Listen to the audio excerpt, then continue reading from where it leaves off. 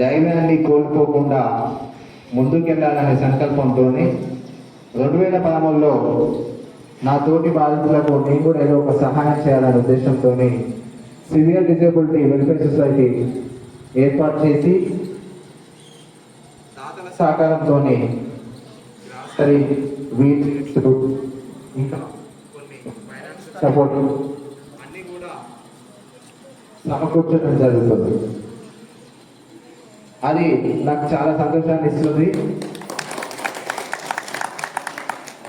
నిజానికి muscular dystrophy అనేది చాలా తీవ్రమైన ప్రాబ్లము.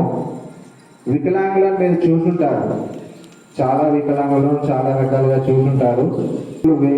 అందులో కొంచెం మాది డిఫరెంట్గా ఉంటుంది, వేరుగా ఉంటుంది, మా అవసరాలు వేరుగా ఉంటాయి.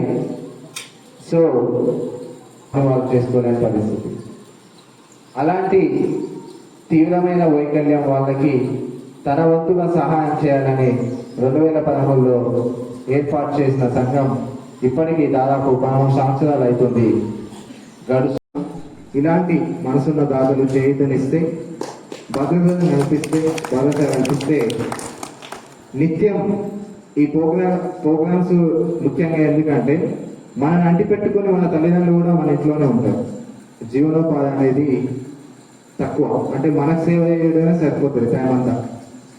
సో అందుకనే మనం గవర్నమెంట్తో కూడా ఫైట్ చేయడానికి స్టేట్ వైజ్గా ఒక టీఎండే తెలంగాణ మస్కులర్ డిస్ట్రోఫీ అసోసియేషన్ ఒక ప్రతి జిల్లా నుంచి ఒక 7 కలిసి స్టేట్ వైజ్గా కూడా మేము వర్క్ చేస్తున్నాం. దానికి నేను వైస్ ప్రెసిడెంట్గా వర్క్ చేస్తున్నాను స్టేట్ వైజ్గా.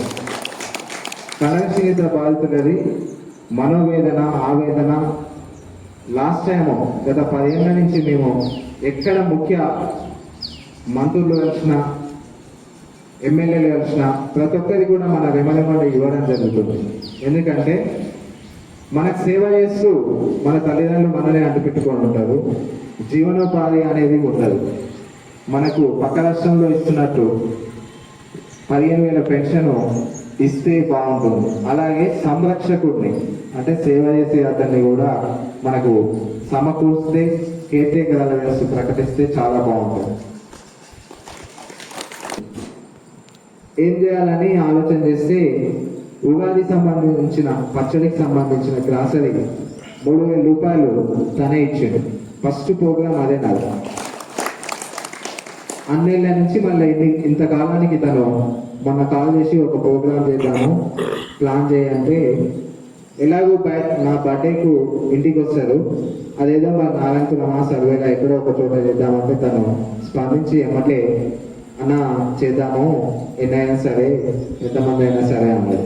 యాక్చువల్గా మనకి ఎప్పుడు కూడా ఒక 50 మెంబర్స్ ఎమ్మకుంటారు. అందులో భాగంగా కొంతమంది రాలేకపోయారు, కొంతమంది వస్తారనే ఉద్దేశంతో ఒక వచ్చేదానికి ఒక 30 కిట్లు అయితే ఈరోజు అరేంజ్ చేయడం జరిగింది. తనకి ప్రత్యేక ధన్యవాదాలు. తను మనకెప్పుడు కూడా వెన్నట్టు ఉండి ప్రోత్సహించాలనుకుంటారు, ఏదో ఒక హెల్ప్ చేయాలనుకుంటారు, ఇంకేదైనా చేయాలని అనుకుంటారు. కాకపోతే కుదరలేదు, తను బిజీ షెడ్యూల్ బిజినెస్ చేస్తాడు. సో ఆయన ఉన్న బిజీ షెడ్యూల్లో కుదరలేకపోయింది. అయినప్పటికీ కూడా ఏమైనప్పటికీ కూడా ఈరోజు కుదిరింది. సో నవి లింగస్వామి గారికి ఒకసారి గట్టిగా ఆశీర్వాదాలతో చెప్పాలి. ఇంకా ఇందులో సహకారము మా బ్యాచ్ మొత్తం ఉన్నాను ఇక్కడ, ఎస్ఎస్సి బ్యాచ్. మా స్నేహితులు ప్రతి ఒక్కరు వాళ్ళకు టైం కేటాయించి ఇక్కడికి విచ్చేసి వాళ్ళందరూ కూడా మనకు చేతులు ఇవ్వాలి, ధైర్యంగా ఉండాలనే సంకల్పం కోరుకొని వచ్చి వాళ్ళు మనకు ఒక ధైర్యాన్ని ఇవ్వడానికి వచ్చారు. వాళ్ళకు కూడా హృదయపూర్వక ధన్యవాదాలు. ఇంకా ఇక్కడ ప్రతి ఒక్క ఊరు అంటే కొన్ని గ్రామ శాఖ అధ్యక్షులు, ఉప సర్పంచ్ గారు, సర్పంచ్ గారు ఉన్నారు. వాళ్ళకు కూడా హృదయపూర్వక నమస్కారాలు, ధన్యవాదాలు. ఇంకా విషయానికి వస్తే ఈరోజు గ్రాసరీ సమకూర్చిన నవీ లింగస్వామి గారు, మా స్నేహితులు ఒక్కొక్క నిమిషం మాట్లాడతారు. కొంచెం ఓపిక వింటారని ఆశిస్తున్నాను. ముందుగా గ్లాసని సమకూర్చిన నవి లింగస్వామి గారు మాట్లాడవలసిందిగా కోరుతున్నాను. విచ్చేసిన పెద్దలందరికీ పేరు పేరున లింగస్వామి నవి ఎటన్న గారికి, అలాగే అందరికీ, గ్రామశాఖలందరికీ నా హృదయపూర్వక ధన్యవాదాలు. ఈరోజు బాలకృష్ణ గారి జన్మదిన సందర్భంగా ఈ వ్యాధి పెద్ద వ్యాధి ఎవరికి తెలియదు. ఇట్లా ఈ వ్యాధి ఉంటుందని, వీళ్ళు ఇట్లా తిరుగుతురని, అంటే తిరుగుతురా కానీ ఎందుకు తిరుగుతున్నారు, వీళ్ళకి ఏం జరిగిందని కూడా ఎవరికి తెలియదు. నా మిత్రుడు బాలకృష్ణ ఈ ఏరియాలో అయితే బాలకృష్ణ గారు వచ్చి దీన్ని పబ్లిష్ చేసి కొంచెం అధికారులకు ప్రజలకు అవగాహన తెలియజేసిండ్రు. తర్వాత తన పోస్టులు అవన్నీ చూస్తుంటే ఎంత ఇబ్బంది ఉంది వీళ్ళకు. ఇంత ఇబ్బందిలో ఉండి కూడా తను ఇంకా తనతో పాటు నలుగురికి ఎట్లా సహాయపడుతుంది అనేది చూసి నేను కూడా చెల్లించిపోయేవాడిని. కానీ మన ఎప్పుడు సంసారం షెడ్యూల్లో బిజీగా ఉండి ఎప్పుడు చొరవ తీసుకోలేదు. ఈ సమస్యల్ని అధికారుల దృష్టికి, నాయకుల దృష్టికి తీసుకుపోయే విషయంలో తన చొరవ చాలా విలువైనది, చాలా చాలా కష్టపడుతుంది. ఇలాంటి వ్యాధిగ్రస్తులకు గవర్నమెంట్ చేయవలసిన సహాయాలు మన ఎమ్మెల్యే గారు కానీ మన ప్రభుత్వాలు ఏమేమి చేయాలో వాళ్ళందరికీ పైకి మన లింగస్వామిని కూడా ఎమ్మెల్యే గారి దృష్టికి తీసుకుపోవాలని మరొకసారి కోరుతున్నాను. ఎమ్మెల్యే గారి ద్వారా ప్రభుత్వం దృష్టికి తీసుకుపోవాలని, ఈ విధంగా ఇలా బాధపడుతున్న వీళ్ళందరికీ నాకు వీలైనప్పుడల్లా సహాయం చేస్తానని మరొకసారి కూడా చెప్తున్నాను. మళ్ళీ ఈ విధంగా నేను సహాయం చేస్తానని తెలియజేసుకుంటూ, పెద్దలు విలువైన సలహాలు ఇవ్వాలని, వీళ్ళకి ఏం భరోసా ఇస్తారో కూడా కొంచెం చెప్పగలుగుతారని కోరుకుంటున్నాను. సమస్త నారాయణపురం మండల పరిధిలో జై హింద్ ఫంక్షన్ హాల్ నందు CVR disability welfare society Balakrishna కత్తుల గారి పుట్టినరోజు సందర్భంగా నర్రి లింగస్వామి ఆర్తేజో గారు సమకూర్చిన నిత్యావసర సరుకులు కదల్లేని కండరక్షీణిత బాధితులకు, వెన్నుముక బాధితులకు, తీవ్ర వైకల్యం కలిగిన బాధితులకు పంపిణీ చేయడం జరిగింది.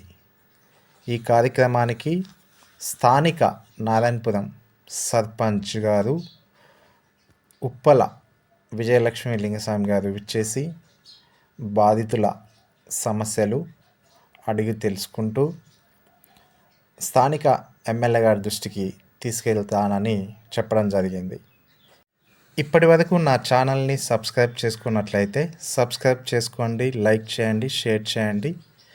మీ విలువైన అభిప్రాయాన్ని కామెంట్ బాక్స్లో కామెంట్ పెట్టండి. Thank you so much for watching. Thank you so much.